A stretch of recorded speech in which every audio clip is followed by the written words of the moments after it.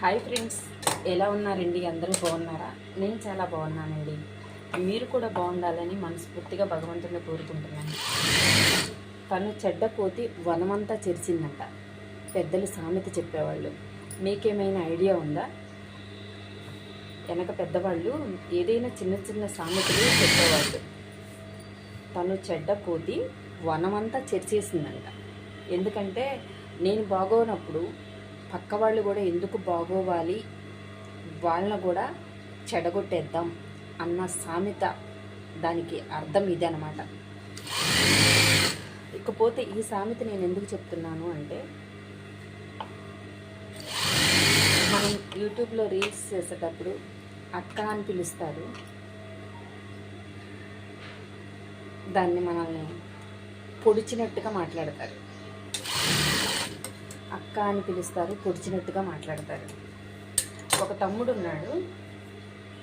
ఈ మధ్య కాలంలోనే కొంచెం కొటేషన్స్, నేను పెట్టే కొటేషన్స్ కానీ నేను పెట్టే వాటికి కానీ ఎమ్మటే రియాక్ట్ అయిపోయి తనకేదో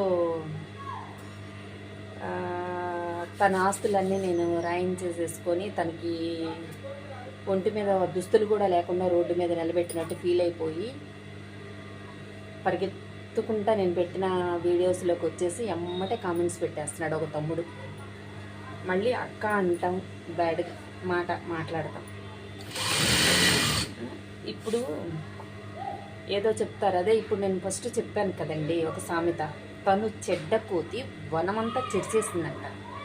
నీ కంటికి పచ్చకామెర్లు ఉన్నాయి కదా అని ప్రపంచం మొత్తం పచ్చకామెర్లుగా ఉన్నాయి అనుకుంటే అది చాలా తప్పు కదా. పచ్చకామెర్లు అనేది నీ ఒక్కళ్ళకే ఉన్నాయి. నీకొక్కళ్ళకే 10 మందిలో నీకొక్కళ్ళకి ఉన్నాయంటే నీకొక్కళ్ళకే ఉన్నాయి. అవి అందరికీ లేవు కదా. నీకు నచ్చినట్టు నువ్వు బ్రతుకుతున్నావా తమ్ముడు? పక్క వాళ్ళకి నచ్చినట్టు బ్రతుకుతున్నావా? ఎలా బ్రతుకుతున్నావు? నేను నవ్వుతూ నీకు కామెంట్స్ పెడుతున్నా. నేనేం ఎమోషనల్ అవ్వట్లేదు, కానీ ఒక చెడ్డ మైండ్ని మార్చడంలో కూడా ఒక గొప్పతనం ఉంటుంది తెలుసా. మంచిని బాగు చేస్తే గొప్పే ఉంది తమ్ముడు.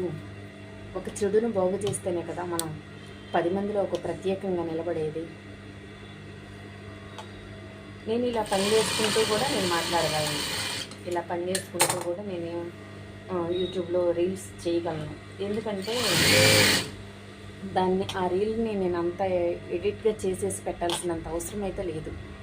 నాకు ఉన్నది ఉన్నట్టు అలా పెట్టేసుకుంటాను అంతే.